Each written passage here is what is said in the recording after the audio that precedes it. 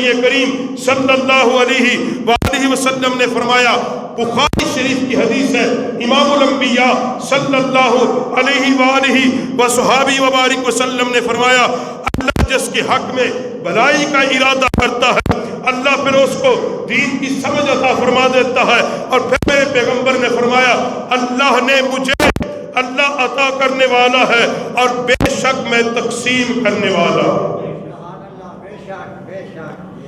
علم حاصل کرنا علماء کی تو شان ہی اپنی ہے، ان کی شان جو فقط دین کا علم حاصل کرتے ہیں،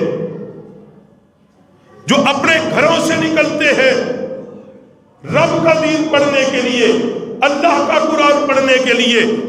امام الائمہ، سراج الائمہ، میرا امام اعظم ابو حنیفہ حضرت نعمان بن ثابت رضی اللہ تعالی عنہ رحمت اللہ تعالی علیہ، آپ فرماتے ہیں میں 16 سال کی عمر میں نے پہلا حج کیا سن 96 ہجری میں، میرے ساتھ میرا باپ تھا، ہم مدینے کی مسجد میں گئے، میرے نبی کی مسجد میں گئے، ایک حلقہ لگا ہوا تھا، لوگ بیٹھے تھے، دین کی باتیں ہو رہی تھی، میں نے پوچھا کہ یہ کن کا حلقہ ہے؟ فرمائی اہل علم کا حلقہ ہے۔ کا بتانے والا کون ہے؟ کا نبی کا صحابی عبداللہ بن حارث ہے، وہ لوگوں کو میرے نبی کا فرمان سنا رہا۔ حضرت امام اعظم کہتے ہیں میرے اندر اس قدر شوق تھا، میں لوگوں کو چیر کر اس حلقے میں گیا، جب پہنچا حضرت عبداللہ بن حارث لوگوں کو میرے نبی کا فرمان سناتے تھے۔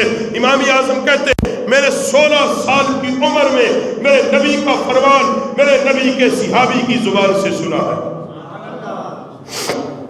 میں نے اپنے نبی کی بات نبی کے صحابی کی زبان سے سنی ہے۔ یہ دین سیکھنے کے لیے جو نکلے، میرے نبی نے فرمایا اللہ پھر اس کو ایسی جگہ سے رزق دے دیتا ہے جہاں اس کو وہم و گمان بھی نہیں ہوتا۔ یاد رکھو جو دین کے لیے گھروں سے نکلتے ہیں، جو دین کے راستے پر نکلتے ہیں، صرف علم دین کے حصول کے لیے نکلتے ہیں، اپنا گھر بار چھوڑتے ہیں، کسی درسگاہ میں جا کے رہتے ہیں، کسی عالم دین کے قدموں میں رہتے ہیں۔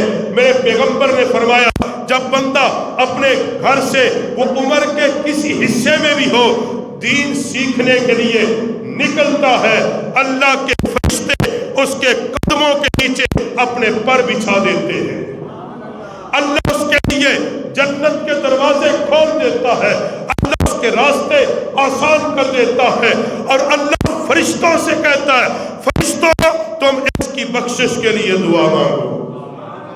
یہ اس کی عظمت ہے جو دین حاصل کرنے کی کوشش کرتا ہے، جو اس لیے گھر سے نکلا کہ جا کے میں اپنے نبی کا فرمان سنوں گا، جا کے اللہ کے قرآن کو سمجھوں گا، جو گھر سے فقط اس لیے نکلا کہ کچھ دیر میں ایسے لوگوں کی صحبت میں بیٹھ جاؤں جو اللہ رسول کے لیے نکلے ہیں، جو اللہ کے دین کو سکھانے والے ہوتے ہیں، جو رب کا قرآن پڑھنے پڑھانے والے ہوتے ہیں، قرآن کو سمجھنے سمجھانے والے ہوتے ہیں، جو نبی کے فرمان کو سمجھنے سمجھانے والے ہوتے ہیں، اس کی کوشش تک و دو کے اندر۔ یاد رکھو جب ایک طالب علم اپنے گھر سے نکلتا ہے وہ دنیا کی ساری نعمتیں، ساری اشیاء سے، گرم بستر، گھر کی روٹی، ماں کے ہاتھ کی روٹی، باپ کی محبت، سب کچھ چھوڑ کر ایک مشن لے کے نکلتا ہے۔ کیا مشن ہوتا ہے؟ اس کا مشن کیا ہوتا ہے؟ دین سیکھنا، اللہ کا قرآن سیکھنا، نبی کا فرمان سیکھنا۔ اور پھر یہ کیا مشن ہوتا ہے؟ میں عالم دین بن کر لوگوں کی اصلاح کروں گا، لوگوں تک میرے نبی کا دین پہنچاؤں گا۔ اس لیے فرمایا کہ جو اللہ کے لیے نکلتا ہے اللہ اس کے لیے کافی ہو جاتا ہے، اللہ اس کے لیے کافی ہوتا ہے۔ علماء کی بڑی عظمت ہے۔ میرے پیغمبر صلی اللہ علیہ وسلم کی بارگاہ میں ہر وقت صحابہ کی ایک جماعت موجود رہتی تھی جو ان کو اصحاب صفا کہا جاتا تھا۔ چبوترے والے صحابہ، ایک چبوترا تھا اس پہ بیٹھا کرتے تھے۔ اب ان میں بھی دو گروہ تھے، ایک صحابہ کا گروہ وہ تھا جو میرے نبی سے دین کا علم حاصل کرتا تھا، ایک گروہ وہ تھا جو ہر وقت عبادت کرتا تھا، تہجد پڑھتا تھا، اوابین، چاش، اشراق، ساری رات عبادت، سارا دن روزہ رکھنا، بس ہر وقت اللہ کی عبادت اور نبی کا دیدار۔ ایک گروہ وہ تھا جو ہر وقت دین کا علم حاصل کرتا، میرے نبی پر جو قرآن کی آیت اترتی اس کو سمجھتا، نبی کی حدیث کو سمجھتا، حدیث کے معنی سمجھتا۔ میرے کریم نبی صلی اللہ علیہ وسلم اپنے حجرے سے نکلتے ہیں، تشریف لائے، دونوں گروہ بیٹھے ہیں، ایک ذکر کر رہا ہے، ایک ذکر و فکر میں مراقبے میں بیٹھا ہوا ہے، دوسرا علمی بات کر رہا ہے، علمی بحث کر رہا ہے، علمی مذاکرہ چل رہا ہے۔ میرے نبی نے فرمایا ہے دونوں افضل، مگر میرا نبی جن کے پاس بیٹھا وہ علم دین کا علم سیکھنے والے صحابہ تھے۔ میرے رسول نے کہا یہ دونوں ہی ٹھیک ہیں، مگر افضل یہ ہے۔ عرض کی یا رسول اللہ کیسے؟ فرمایا ذکر والے رب سے مانگ رہے ہیں، اللہ کی مرضی ان کو دے یا نہ دے۔ یہ عبادت کرنے والے رب کے سامنے ہاتھ پھیلا کے بیٹھے ہیں، اس کی مرضی وہ دے یا نہ دے، یہ وہ ہے جو میرے جان نشین ہے۔ حضرت عبداللہ بن مسعود کہتے ہیں، فرمایا میرے نزدیک ساری رات عبادت کرنے سے بہتر ہے رات کا ایک حصہ علم کی جستجو میں گزار کے سو جا، ایک حصہ میں دین کی کتابیں پڑھ، دین کا علم سیکھ، غور و خوض کر۔ عالم دین کس لیے رات کی تنہائیوں میں اللہ کے قرآن کو پڑھتا ہے، اس کی تفاسیر کو پڑھتا ہے، مضامین کو سمجھتا ہے، احادیث کی کتابیں پڑھتا ہے، حدیث کے مضامین کو سمجھتا ہے، اپنی ذات کے لیے نہیں، وہ اس لیے تاکہ لوگوں تک میں یہ بات پہنچا سکوں، میرے نبی کا دین ان تک پہنچا سکوں۔ اس لیے فرمایا گیا ایک عالم دین نبی علیہ السلام کی امت پر اس کے ماں باپ سے بھی زیادہ مہربان ہے۔ یہ عظمت ہے دین سیکھنے والوں کی۔ امام الانبیاء صلی اللہ علیہ وسلم نے فرمایا جس نے اللہ کی رضا کے لیے کسی طالب العلم کو ایک قلم دی، ایک قلم اس لیے دی، اس قلم سے یہ میرے نبی کا فرمان لکھے گا، اللہ کا دل لکھے گا۔ میرے نبی نے فرمایا اللہ اس ایک قلم کے دینے والے کو جنت کا ایک باغ عطا کر دے گا۔ ایک قلم دینے والے کو اللہ جنت کا باغ عطا کر دے گا۔ اور جس بندے نے اپنی زندگی بھر کی کمائی دین پہ لگائی ہو، دین کے طالب علموں پر لگائی ہو، ان کے لباس پر لگائی ہو، ان کی رہائش پر لگائی ہو، ان کی کتابیں دے کر لگائی ہو، جس نے دین کے طالب علم کو نظر محبت سے بھی دیکھا ہوگا، قیامت کے دن وہ دین کا طالب علم اس کو جنت میں لے کے جائے گا۔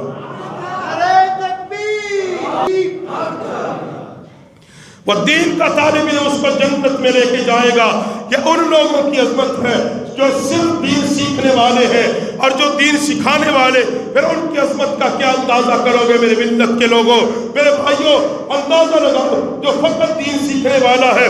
میرے نبی کریم صلی اللہ علیہ وآلہ وسلم، حضرت ابو درداء پاک اس روایت کے راوی ہے، امام ترمذی نے، امام ابو داؤد نے لکھا ہے، لکھتے فرمایا جب بندہ دین کے لیے گھر سے نکلتا ہے، دین کے لیے سفر کرتا ہے، فرمایا اللہ رب العالمین اس کو جنت کے راستوں میں سے ایک راستے پر چلاتا ہے۔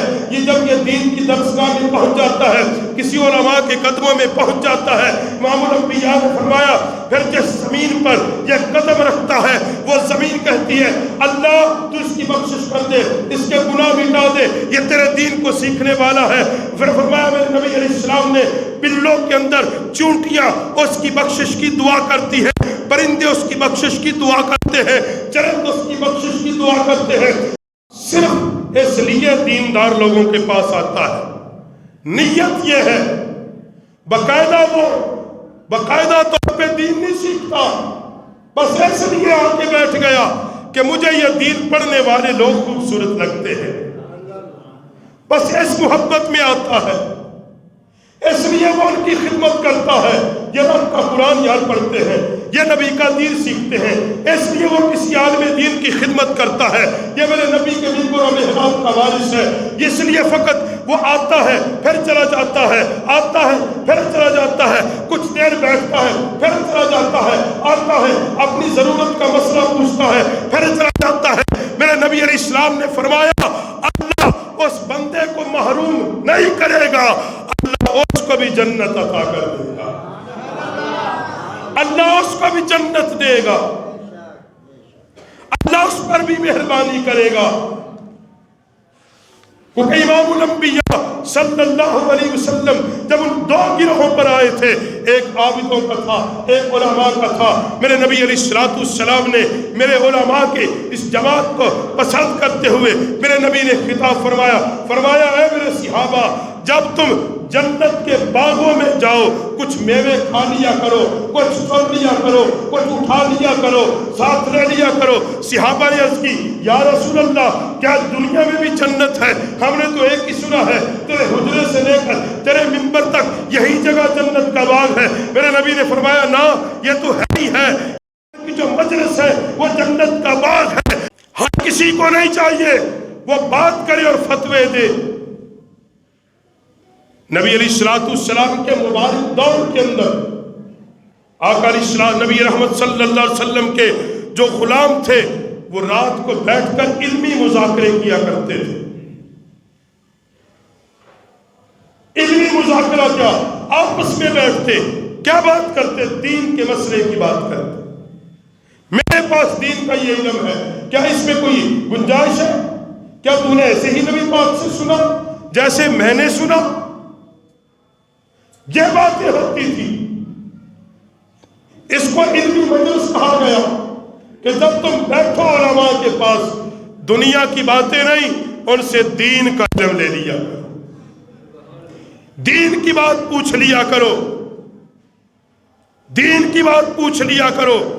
عزیزان گرامی قدر، یاد رکھو نبی پیغمبر صلی اللہ علیہ وآلہ وآصحابہ وبارک وسلم نے فرمایا، حضرت انس بن مالک اس کے راوی ہیں، میرے پیغمبر نے فرمایا بے شک زمین میں علماء کی مثال ایسے ہے جیسے آسمان میں ستاروں کی مثال ہے، اور ستاروں کے ذریعے سمندر پر چلنے والے لوگ اپنے راستے کو تلاش کرتے ہیں، اپنا راستہ ڈھونڈتے ہیں۔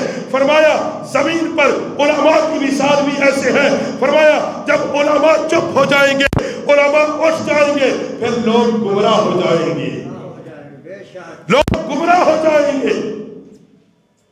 امام الانبیاء علیہ السلام نے فرمایا جب قرب قیامت علم اٹھایا جائے گا، حضور فرماتے ایسے نہیں کہ ایک چٹکی میں نہیں، فرمایا علماء کو موت آنی شروع ہوگی۔ آقا پھر کیا ہوگا؟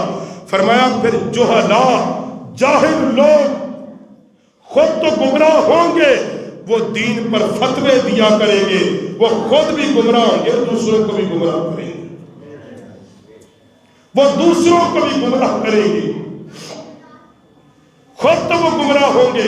فرمایا پھر زمانہ یہ آئے گا کہ لوگ علماء سے نہیں جہلاء سے دین پوچھا کریں گے، جہلاء سے جا کر اپنا دین سیکھیں گے۔